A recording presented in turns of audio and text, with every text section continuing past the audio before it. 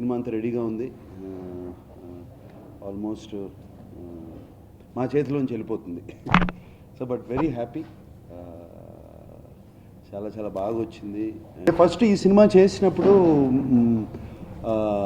అన్నమయ్య కన్నా ఏమి గొప్ప సినిమా తీస్తారు అని ఒక ఆలోచన. నాకు కథ చెప్తాను కానీ రావేంద్రతో కూడా అన్నాను, ఎందుకంటే మళ్ళీ అన్నమయ్య లాంటి క్లాసిక్ వచ్చిన తర్వాత ఎందుకు స్టార్ట్ చేస్తున్నాం ఈ సినిమా, అవసరమా అని. బట్ రావేంద్ర గారు ఒకసారి కథ వినిన తర్వాత డిసైడ్ చేద్దామన్నారు. అండ్ కథ వినగానే ఇట్ వాజ్ చాలా చాలా బాగా చేశారు భారవ్ గారు కానీ రావేంద్ర గారు కానీ. Screenplay very beautifully done. And అన్నమయ్యకిను దీనికి చాలా ఇట్ వాజ్ చాలా డిఫరెన్స్ ఉంది సినిమాలో. అది ఒక సాఫ్ట్ రోల్. ఆయన అన్నమాచార్య ఒక లిటరీ జీనియస్, కీర్తన రాస్తా లైఫ్ అంతా గడిపేశారు, అంకితం అయిపోయారు. బట్ ఈ రాంబావ స్టోరీ వీళ్ళు తయారు చేసింది వెరీ ఎమోషనల్. ఆయనకి రాంబావ మనసులో కానీ ఆయన దేవుణ్ణి ఆరాధించే దీంట్లో కానీ కొండ మీద వెంకటేశ్వర స్వామి తప్పితే ఇక రాజు లేడు అక్కడ తిరుపతి కొండ మీద. ఏ పువ్వు పూసినా ఆయనకే ఉండాలి. అండ్ ఎవరు అక్కడ ఊరేగినా కూడా ఆయనే ఊరేగాలి, ఇంకెవరు ఉండకూడదు, ఆయనే దానికి అధిపతి అని ఫీలింగ్ ఉండే మనిషి. అండ్ అది కూడా ఇంప్లిమెంట్ చేశారు ఆయన అక్కడ చరిత్ర ప్రకారం. అండ్ సో ఈ ఎమోషనల్ సీన్స్ చాలా ఎమోషనల్ మ్యాన్. సో అన్నమాచార్యకిను దీనికి ఇంత తేడా అక్కడే వచ్చింది. వెంకటేశ్వర మహత్యంలో రామారావు గారు, ఎన్టీ రామారావు గారు ఒక చిన్న ఒక చాప్టర్ ఉంది వెంకటేశ్వర మహత్యంలో, నాగయ్య గారు వేశారు. ఆ చరిత్రలో కూడా మనం చదువుకున్నాము చిన్నప్పుడు. ఆయనతో వచ్చి వెంకటేశ్వర స్వామి పాచికలాడేవారు అని. అండ్ ఆయన నగలు పోతే ఈయన్ని జైల్లో పెడితే ఒక ఏనుగు వచ్చి వెంకటేశ్వర స్వామి ఏనుగు రూపంలో వచ్చి విడిపించారని. ఇవన్నీ అక్కడ రాసి కూడా ఉంది. తిరుపతిలో ఒక బోర్డు ఉంటుంది, 600 సంవత్సరాల క్రితం జరిగిందని. ఆయన మఠం ఉంది. ఆయన మఠం ఒక తిరుమలలోనే కాదు, మహారాష్ట్రలో ఉంది మఠం, రాజస్థాన్లో ఉంది ఆయన మఠం, ఇక్కడ హైదరాబాద్లో కూడా ఉన్నాయి. And is quite popular. ఇది ఎక్కువ డిమాండ్ చేసింది ఎందుకంటే Annamayya is a very soft character. తాళపాకలో పుట్టారు, 2 భార్యలు, చిన్న వయసు నుంచే కీర్తనలు రాస్తూ మొదలుపెట్టారు. 32,000 కీర్తనలు రాశారు ఆయన పోయే వరకు. ఆయన ఆల్మోస్ట్ 90 years ఏజ్లో పోయారని. ఇది కొండ మీద కొన్ని సంవత్సరాలు కొండ మీద వెళ్ళి ఉన్నారు, మళ్ళీ తిరిగి తాళపాకు వచ్చి అక్కడ సెటిల్ అయిపోయి చేశారు. అంతకన్నా కథ లేదు. మిగతాదంతా అన్నమయ్యలో రావేంద్ర గారును భారవ్ గారు చేసిన మ్యాజిక్ దాన్ని ఇంట్రెస్టింగ్గా ఉంచుతాయి. ఈ కథ కూడా చాలా చిన్నది. But only thing what we know is బాగా ఎమోషనల్ క్యారెక్టర్. ఎక్కడో నార్త్ నుంచి తిరుమలకి వచ్చి సెటిల్ అయ్యారు. సో ఆ జర్నీ ఒకటి చాలా బాగుంటుంది. కొండ మీద చాలా అరాచకాలు జరుగుతున్నాయి అని చెప్పి, హుండీలో డబ్బులు సరిగ్గా లేవు, లెక్కలు జరగట్లేదని, అలాగే అక్కడ పనిచేసే అక్కడికి వచ్చే యాత్రికులకి కరెక్ట్గా సదుపాయాలు లేవని, ఇవన్నీ క్రియేట్ చేయాలని అప్పుడున్న రాజుగారు ఈయన మీద బాగా ఇంప్రెస్ అయ్యి ఈయన్ని ఒక ఈఓ లెవెల్, ఇప్పుడున్న ఈఓ అంటారు, ఎగ్జిక్యూటివ్ ఆఫీసర్ లెవెల్ అంతా చూసుకుని ఆ లెవెల్లో ఆయన అక్కడ నియమించారు. అప్పుడు చూసుకోవటానికి కొండని చూసుకున్నప్పుడు ఆయన ఈ కొత్త రూల్స్ రెగ్యులేషన్స్ అన్నీ అప్పటి నుంచి స్టార్ట్ అయినాయి. అది కూడా మక్కన్ హారతి అని ఉంటుంది సుప్రభాత అయినగానే, అది ఆయన పెట్టింది. ఆయనకి వెంకటేశ్వర స్వామి ఒకప్పుడు వెంకటేశ్వర స్వామి అవతారమే కృష్ణుడు కదా, కృష్ణుడు వెంకటేశ్వర స్వామి కదా అని చెప్పి, కృష్ణుడికి వెన్న బాగా ఇష్టం కదా, డెఫినెట్గా ఆ హారతి బాగుంటుందని చెప్పి ఒక మక్కన్ హారతి పెట్టించారు. ఆ సీక్వెన్స్ ఉంది. అలాగే ఈ సినిమాలో ఈ అన్నమాచార్యలో లాస్ట్ 10 minutesలోనే అన్నమాచార్యుడికి వాళ్ళిద్దరికి కలుస్తారు, వెంకటేశ్వర స్వామిని ఆయన. దీంట్లో వచ్చి పాచికలాడతాం, మా ఎంటర్టైన్మెంట్ సీన్స్ అయ్యాయి అసలు. యాక్చువల్గా వీళ్ళిద్దరి మధ్యన జరిగే వెంకటేశ్వర స్వామిను రాంబాబా మధ్యన జరిగే సీన్స్ చాలా బాగుంటాయి, పాచికలాడేవి. అక్కడ అప్పు గురించి ఇంకా చాలా ఫిలసాఫికల్ మీనింగ్స్. అప్పు ఎందుకు చేయకూడదు, ఇది కలియుగ వైకుంఠం ఎందుకంటారు, వరాహస్వామిని ముందు ఎందుకు దర్శించుకోవాలంటారు, వెంకట అంటే ఏమిటి మీనింగ్స్, ఇన్ని చాలా చక్కగా చెప్పారు ఇటువంటివన్నీ ఈ సినిమాలు. మేము అలాగే అనుకున్నాం. ఇప్పుడు అన్నమాచారి అప్పుడు కూడా అలాగే అనిపించింది, యూత్ చూస్తారా చూడరా అని. డెఫినెట్గా ఒక కమర్షియల్ ఫిలిం లాగా అప్పుడు ఓపెనింగ్స్ రాలేదు అన్నమాచారికి. అది almost 9th day 10th day పట్టింది కంప్లీట్ హౌస్ఫుల్స్ రావడానికి. అది వచ్చిన తర్వాత హౌస్ఫుల్స్లో వెళ్తానే ఉంది. అంటే చాలామంది సినిమాలు చూడని వాళ్ళు, ఫ్యామిలీస్ వాళ్ళందరూ వచ్చారు ఆ సినిమాకి. బట్ ఈ మధ్యన లాస్ట్ 2-3 ఇయర్స్, ఒక 3 ఇయర్స్ నుంచి ఏం జరుగుతుందంటే ఈ హిస్టారికల్ ఫిలిమ్స్కి బాగా అప్రిసియేషన్ వస్తుంది. యూత్కి కూడా కల్చర్ గురించి తెలుసుకోవటానికి, హిస్టరీ గురించి తెలుసుకోవటానికి వాళ్ళకు కూడా ఒక ఇంట్రెస్ట్ వచ్చింది. అండ్ డైరెక్టర్స్కి, సినిమా రచయితలకు కూడా కొత్త స్టోరీస్ రావడం మొదలుపెట్టాయి అండ్ కొత్త సీన్స్ కూడా వస్తున్నాయి.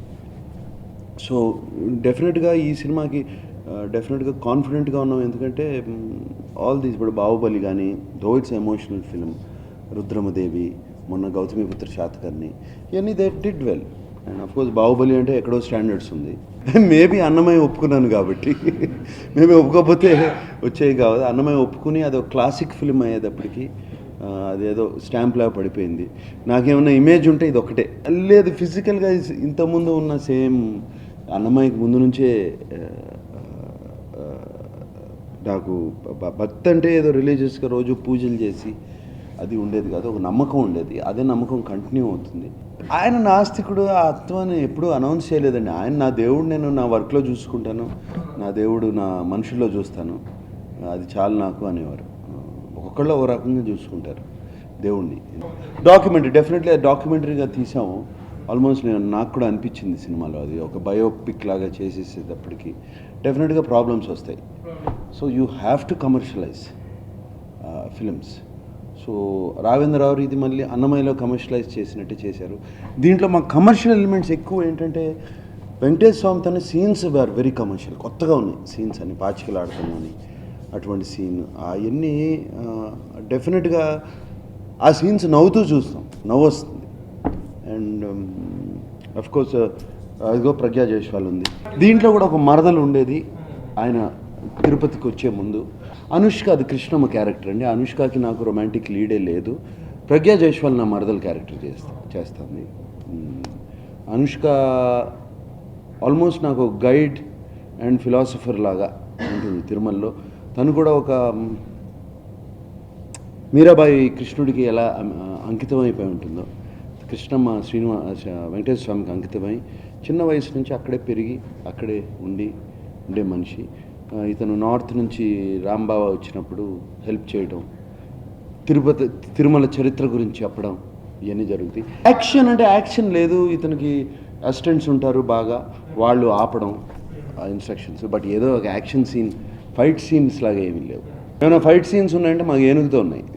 మంచి యాక్షన్ ఉంది ఏనుగుతో. ఏనుగు ప్లేస్ ఇంపార్టెంట్ రోల్. అంటే వెంకటేశ్వర స్వామి ఏనుగు రూపంలో తిరుమలలో తిరుగుతూ ఉండేవాడని అది ఉంది. ఒక 8 years నుంచి ఒక 55-60 years వరకు. అది కూడా అది 3 ఏజ్ గ్రూప్స్ ఉంటాయి అన్నమయ్యలో. మిడిల్ ఏజ్, బాగా ఏజ్డ్, ఒకటి యంగ్. దీంట్లో యంగ్ను మిడిల్ ఏజ్డ్. ఇప్పుడు మనం తిరుమల వెళ్ళినప్పుడు రన్ అవుతూ ఉంటుంది చూడండి, కొండ వెళ్ళినప్పుడు చాంటింగ్, అది సెట్లో కూడా పెట్టారు. అది డెఫినెట్గా ఒక మంచి ఫీల్ క్రియేట్ చేసింది. రావేంద్రరావు మరీ ఈ మధ్యన ఆయన టీటీడీ బోర్డు మెంబర్ అయిన తర్వాత మరి ఎక్కువ అయిపోయింది దానికి. But it's good. ఆ ప్రభావం సినిమాలో చాలా బాగా కనపడుతుంది. నాతో అన్నారు 2-3 సార్లు అవ్వచ్చు అన్నారు. నేను అందుకని స్టేజ్ మీద ఇది అబద్ధం కావాలి అని నేను అన్నాను, అవ్వకూడదు అని. ఆయన ఒక్కళ్ళే ఇటువంటి సినిమాలు తీస్తున్నారు. ఇటువంటి మళ్ళీ నాతో తీమని కాదు, but is very experienced director. అటువంటి వాళ్ళు చాలా ఎక్స్పీరియన్స్ ఈ కెన్ గివ్. అంటే ఇంకా భక్తునిగా సేమ్ థింగ్, బాగా అంకితం, వాళ్ళ లైఫ్ని అంకితం చేశారు వాళ్ళకి, దేవుడికి. బట్ మన క్యారెక్టరైజేషన్లో బాగా డిఫరెన్స్ ఉంది.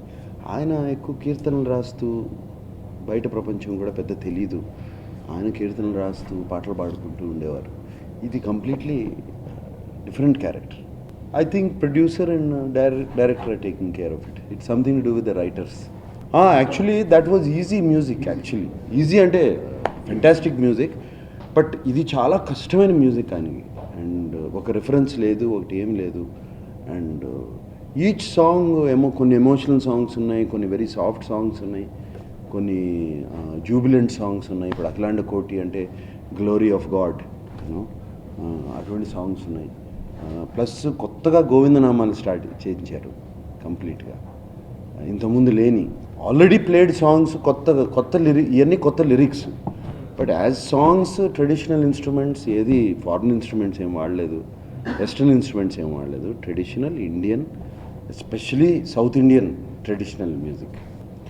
Making standards, lot of people అప్పుడు షిరిడి సాయికి మేకింగ్ స్టాండర్డ్స్ తక్కువ ఉన్నాయి, ఇవి ఉన్నాయి, అవి ఉన్నాయి అని ఒక కామెంట్ వచ్చింది. షిరిడి సాయి ఆయన చిరిగిన బట్టలు వేసుకుని, ఆయన చిన్న ఆశ్రమం ఇంత కూడా ఉండదు దాంట్లో, అక్కడ ఉండేవారు. దాంట్లో ఏం చేస్తాం దాంట్లో అది కూడా కాకుండా మంచుకొండలో కావాలని వెళ్ళి ఏదో ఒకటి కొంచెం గ్రాండ్గా ఉండాలని తీసాం. షిరిడి వెళ్ళి చూస్తే ఎవరికైనా తెలుస్తుంది ఎలా ఉంటుందో Shirdi. And Shirdi in 100 years back ఎలా ఉంటుందో ఆలోచించండి. దానికి ఏమి చేస్తాం? దాంట్లో గ్రామ్లెస్ హీరోయిన్స్ పెట్టి సాంగ్స్ తీస్తామా? లేకపోతే దాంట్లో మేము ఎక్కువ యాక్చువల్లీ అది బయోపిక్గానే తీసాం, కానీ ఆయన మిరకల్స్ మీద ఆల్రెడీ చూపించేశారు కాబట్టి అటు ఎక్కువ వెళ్ళలేదు. సో అది ఎవరిని అనుకున్నా కూడా అది వెరీ రాంగ్ థాట్ అది అనుకోవటం. ఓం నమో వెంకటేశాయ. వెంకటేశ్వర స్వామి అంటే గ్లామరస్ గాడ్.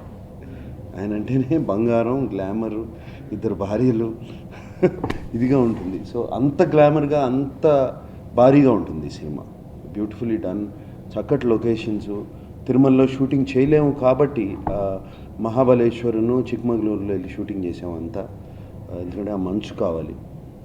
అలాగే రామోజీ ఫిలిం సిటీలో complete exterior of Tirumala set వేసాం, temple set as it is అలాగే వేసాము.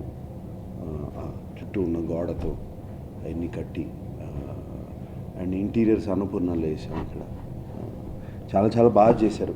మీరు జనరల్గా ఇప్పుడు టెంపుల్కి వెళ్ళినా కూడా చూడలేనివి చూడగలుగుతారు, ఎందుకంటే అప్పుడున్న రెఫరెన్సెస్ తీసుకుని ఆ టెంపుల్ వాల్స్ క్లియర్గా కనపడతాయి, చుట్టూ ఉన్న అక్కడున్న కార్వింగ్స్ చాలా క్లియర్గా కనపడతాయి అక్కడ ఉన్నాయన్నీ. అండ్ అలాగే కాకుండా గ్రాఫిక్స్లో వైకుంఠలోకం చూపించాలి, ఆనందలోకం చూపించాలి, ఇవన్నీ కూడా బ్యూటిఫుల్లీ డన్. అండ్ ఒక వాటర్ ఫాల్ సీక్వెన్స్ ఉంది, అది కూడా చాలా బాగుంటుంది. నాకు I do not believe in awards. My award is the people appreciation. So నేను అవార్డ్స్కి పెద్ద ఇంపార్టెన్స్ ఇవ్వను. అవార్డు కోసం సినిమా తీయటం కానీ, అవార్డ్స్ తీసుకోవడం కానీ, award from people I get. ఆ బయట వెళ్ళి నడుస్తున్నప్పుడు అన్నమయ్య అని పిలిచినప్పుడు, ఆ గుడి తిరుమల గుడికి వెళ్ళినప్పుడు ఆ లైన్లోంచి అన్నమయ్య అని పిలిస్తే అదే అవార్డు నాకు. ఒక గురువుగానో లేకపోతే ఒక దేవుడుగానో చేయాలంటే అది చాలామంది బిలీఫ్ మీద ఉన్నది. మనం ఏమైనా తప్పు చేసినా కూడా కరెక్ట్ కాదు. ఎంతో లక్షల మంది బిలీఫ్ మీద ఉండే షిరిడి సాయి, వేరే దేవుళ్ళైనా కూడా బిలీఫ్ మీద ఉండేది. నాకు డెఫినెట్గా ఆ షిరిడి సాయి చేసే అంతకాలం కొంచెం టెన్షన్గానే ఉండేది, నర్వస్గానే ఉండేది. నాకేమీ అట్లా నీ అన్నమయ్యాలు అనుకోలేదు, రామదాస్ కూడా అనుకోలేదు, షిరిడి సాయి అనుకోలేదు, ఇది అనుకోలేదు. అంటే ఎవరన్నా తీసుకొచ్చి స్క్రిప్ట్ చెప్పి తీయగలిగితే అసలు ఫస్ట్ డైరెక్టర్కి ఆ ధైర్యం ఉండాలి, డైరెక్టర్కి ఆ ప్యాషన్ ఉండాలి. నిజంగా ఈ లాస్ట్ 20 yearsలో రాఘవేంద్రరావు గారు తప్పితే ఎవరు రాలేదు నా దగ్గరికి తీయాలని కూడా, చేద్దామని కూడా రాలేదు. సో నా దగ్గర ఆన్సర్ లేదు మీ క్వశ్చన్కి. లేదు, జేకే భారవి గారు చేసినా కూడా we need a director and producer వీటిని ప్రొడ్యూస్ చేయడానికి. అప్పుడు ఆ టైంలో అన్నమయ్య టైంలో అసలు దొరసింహరాజు గారు ముందుకొచ్చి అంత సినిమా తీయడం గొప్ప. అప్పుడు కూడా నాకు జస్ట్ నిన్నే పెళ్ళాడితో రిలీజ్ అయింది, అప్పుడే రిలీజ్ అయింది. అటువంటి ఫిలిం తర్వాత నన్ను తీసుకొచ్చి అన్నమయ్యలో వేయటం, ఐ డోంట్ ఈవెన్ నో ఎలా వాళ్ళు కన్సీవ్ చేశారు, ఎలా థాట్ ప్రాసెస్ వచ్చింది. నాకు కూడా ఇప్పుడు కూడా చాలాసార్లు అడుగుతాను, మళ్ళీ ఎలా అనుకున్నారు. నేనైతే అనుకునేవాడిని కాదు. అంటే ఒక రోజు కూడా ఏమీ లేదంటే చాలా ఫీల్ అవుతాను. ఎనర్జీ ఉన్నప్పుడు చేయాలి కదా, లేనప్పుడు ఎలాగో ఇంట్లో కూర్చుంటాం, ఎనర్జీ ఉన్నప్పుడు చేయాలి. అండ్ ఇలా ఈ చేస్తూ ఉంటేనే ఇంకా ఎనర్జీ పెరుగుతూ ఉంటుంది నాకు. So I like to be busy all the time. నాకు ఒక వారం రోజులు ఖాళీగా ఉన్నానంటే జ్వరం వస్తుంది ఫస్ట్. జ్వరం నిజంగా వస్తుంది, బాడీ అంత స్లో అయిపోయి ఇంట్లో ఉంటే అదేంటి ఇదేంటి అదేంటి అని అడుగుతూ ఉంటా. బంగారాజు అంటే కళ్యాణ్ కృష్ణ ఇప్పుడు నాగ చైతన్యతో సినిమా చేస్తున్నాడు. అది సంక్రాంతి డేట్ అని కూడా అనుకోలేదు. ఇప్పుడు నేను అన్నాను అనుకోండి, అదొక పెద్ద బ్రాండ్ పడిపోద్ది, నాకు pressure. First Naga Chaitanya cinema release అవ్వాలి. అది మార్చ్ ఎండింగ్ కానీ ఏప్రిల్లో కానీ షూటింగ్ ఫినిష్ అవుతుంది. అది అయ్యి దాని పోస్ట్ ప్రొడక్షన్ వర్క్ అయ్యి దాన్ని రిలీజ్ అయ్యే వరకు I don't want disturb Kalyan. అది అయిన తర్వాత కానీ మొదలు పెట్టలేం. మరి విల్ హావ్ టు సీ. నేను నా థర్డ్ సీజన్ అయిన లాస్ట్ రోజునే ఇన్ఫ్యాక్ట్ మా టీం అందరికీ చెప్పాను, ఇది నాకు చాలిక, ఐ వాంట్ చాలిక అని కాదు, బ్రేక్ తీసుకోవాలి. ఒక రెండు సీజన్ బ్రేక్ తీసుకోవాలి. ఎందుకంటే మొనోటనీ రాకూడదు. నేను అడిగే same questions, same reactions, same ఈ ఆల్మోస్ట్ ఏమవుతుందంటే నా రియాక్షన్ మీకు ముందే తెలిసిపోతుంది. ఓకే ఈయన ఇది అనబోతున్నాడు, ఆర్ యూ షూర్ అనబోతున్నాడు, ఇటువంటి షల్ ఐ లాక్ ఆలోచించుకుని చెప్తున్నారా, ఇయే ఇంతకన్నా ఇది రాకూడదు. ఇది ఈ మొనోటనీ వచ్చేసే ముందు వాళ్ళకి ఆ ఇంట్రెస్ట్ పోయే ముందు నేనే తప్పుకోవాలి. నాకు మొనోటనీ నాకు ఫీల్ అవుతుంటే నాకు meeting new people every time, అది మొనోటనీ కాదు. But my reactions are the same కంటిన్యూస్గా ఆల్మోస్ట్ 3 seasons అంటే 60 180 ఎపిసోడ్స్. అండ్ 180 ఎపిసోడ్స్ అంటే ఆల్మోస్ట్ ఒక 300 మంది వచ్చి ఉంటారు నా ముందుకి. డెఫినెట్గా బాగా ఎంజాయ్ చేశాను. It's very strenuous. అంటే ఒక్క సెకండ్ కూడా ఇప్పుడు కూర్చున్నట్టు ఐ కెనాట్ లూజ్ కాన్సన్ట్రేషన్. ఒక్క సెకండ్ కూడా I cannot loose concentration if I lose నేను వాళ్ళకి రియాక్ట్ అవ్వలేను. ఎగ్జాక్ట్గా వాళ్ళు చెప్పేది ప్రతిదీ వినాలి, రియాక్ట్ అవ్వాలి. Then I go to the next question, దానికి ఆన్సర్ చెప్పాలి. అండ్ అది morning 9 o'clock to night evening 6-7 వరకు కంటిన్యూస్గా చేయాలంటే బాగా స్ట్రెన్యూస్గా ఉండేది. అది షూటింగ్, దాని తర్వాత షూటింగ్ ఒక ఆటలాగా అయిపోయింది ఆల్మోస్ట్. అంత ఫ్రీగా ఉంది. అది సంథింగ్ ఇంట్రెస్టింగ్, నైస్. ఊరికే గేమ్గా కాదు, ఇంటరాక్షన్ నాకు ఇష్టం బాగా. Interaction is good. జీటీవీ ఒకటిను మా టీవీ ఒకటి ఐ థింక్. అసలు జనవరిలో స్టార్ట్ అయిపోతుంది అనుకున్నా, జనవరిలో. బట్ నాకు కథ మీద కొంచెం ఐఎమ్ నాట్ 100% సాటిస్ఫైడ్. సో ఇంకో కథ స్టార్ట్ చేసాము డిసెంబర్ నుంచి. డిసెంబర్లో అది స్టాప్ చేసి ఇంకోటి స్టార్ట్ చేసాము. ఆల్మోస్ట్ ఈ 2-3 రోజుల్లో కంప్లీట్ కథ వింటున్నాను. నెక్స్ట్ 1 weekలో విక్రమ్ కుమార్ మనం. సో బట్ డెఫినెట్గా చాలా ఎక్సైటింగ్గా వస్తుంది. నాగ చైతన్య ఫిల్మ్ ఎంత ఎక్సైటింగ్గా వస్తుందో ఇటు side. Naga Chaitanya film almost 60% అయిపోయింది ఆల్రెడీ. వాటి సీన్స్ అన్నీ చూశాను. చాలా బాగా తీస్తున్నాడు కళ్యాణ్ కృష్ణ. అంటే బాగా మెచ్యూర్ అయ్యాడు ఒక ఫిలింతో. అండ్ డైలాగ్స్ కూడా చాలా బాగా రాశాడు. మళ్ళీ మన సోగ్గాడి చిన్న అతనే కదా రాసింది డైలాగ్స్. మళ్ళీ దీంట్లో కూడా చాలా బాగా తెలుగు నేటివ్ టచ్ ఉన్న ఇది. అండ్ ఆ డైలాగ్స్ కూడా చాలా బాగున్నాయి. Very happy. కొంచెం ఆ సినిమా నిన్నే పెళ్ళాడతాకి బేస్ చేసుకుని అంత రొమాంటిక్గా, అంత ఫ్యామిలీ ఓరియంటెడ్ అండ్ యాక్షన్ ఉండి అది ఉండి తీయాలని అది అనుకున్నట్టే వస్తుంది. అఖిల్ది ఏమంటారు, ఒక కొత్త ట్రెండ్ సెటర్ అవుతుంది ఆ సినిమా. I'm very sure. ట్రై చేసేది మేము. I enjoy listening to things. Definitely I enjoyed. ఏదైనా ఎంజాయ్ చేస్తే బర్డెన్ అనిపించదు. ఎంజాయ్ చేయకపోతేనే ప్రాబ్లం. నాకు ప్రాబ్లం ఎప్పుడు వస్తుందంటే ఎవరన్నా కథ చెప్పినప్పుడు అది ఫస్ట్ 10 నిమిషాల్లోనే తెలుస్తుంది ఇది బాగా ఉండదు అంటే. నాకు ఇంకో 1.5 గంటన్నర వినాలా ఈ కథ, అది పెద్ద బర్డెన్. ఈ ప్రాసెస్లో బిగ్గెస్ట్ బర్డెన్ ఇస్ దట్. అన్నమయ్యలో క్యారెక్టరు వెంకటేశ్వర స్వామి ఎక్కువ కనపడరు, అక్కడే ఉంటారు. ఇక్కడ అసలు ఆల్మోస్ట్ ఇలా మాట్లాడుకుంటూ ఉంటాం ఫ్రెండ్స్. బాగా భోంచేశారా స్వామి, ఇట్లా దిస్ కైండ్ ఆఫ్ టాక్. బాగుంది, నిన్న పెట్టిన ప్రసాదాలు బాగున్నాయి. This kind of friendship talk is there. మీరు ఎందుకు కుబేర తీర్థం దగ్గర వెళ్ళి ఆ పాచికలు ఆడుకుందామంటే రానంటాడు ఆయన. ఎందుకు రా, అమ్మో అక్కడికి వెళ్ళిన అంటాడు. అటువంటి డైలాగ్స్ చాలా బాగున్నాయి. ఇది ఎక్కువ ఎంజాయ్ చేశాం, ఎక్కువ సీన్స్ ఉన్నాయి. అక్కడ ఉండి లాస్ట్ ఎపిసోడ్లో లాస్ట్ 10 minutesలో ఇద్దరు కలుస్తారు. క్యారెక్టరైజేషన్ చాలా బాగా చేశారు అయింది. అండ్ ట్రైలర్లో చూసిన తర్వాత మాకు చాలా పాజిటివ్ రెస్పాన్స్ వస్తుంది. మాకేమో ఇక్కడ వెంకటేశ్వర స్వామి అంటే నిత్య యమనుడు. అండ్ మాకేమో ఆయన ఒక కళ్యాణం చేయాలి ఈ సినిమాలో. ఆయన కళ్యాణం పాట ఉంది ఒకటి, ఆయన కళ్యాణం చేయాలి. ఆయన ఫ్లాష్ బ్యాక్ ఎపిసోడ్స్ ఉన్నాయి, వైకుంఠం నుంచి వచ్చేయటం, ఆ కథ అంతా ఉంది. సో యంగ్గా కనపడాలి మాకు. అప్పుడు మేము ఆ హరహర మహాదేవును మహాభారత్ చూసి చాలా బాగున్నాడు ఇతను అని చెప్పి తీసుకొచ్చాం. And is done a fantastic job. అంటే ఆల్రెడీ ఎక్స్పీరియన్స్ ఉంది హరహర మహాదేవ్ అట్లా డివోషన్ ఫిల్మ్స్ చేసి. సో చాలా బాగుంది. డెఫినెట్గా మాకు ఈ సినిమాకి ఒక పెద్ద ఎసెట్. హౌ కీరవాణి గారు ఒక ఎసెట్, మాకు సౌరభ్ రాజ్యాన్ని కూడా అంత పెద్ద ఎసెట్. డ్యూయట్స్ కాదు, ఒక డ్యూయట్ ఆనందం అనే పాట చాలా చక్కగా తీశారు. యాపిల్స్ పళ్ళు అంతా వెంకటేశ్వర స్వామికి, పూలు యాపిల్స్ అంతా వెంకటేశ్వర స్వామికి ఈ సినిమాలో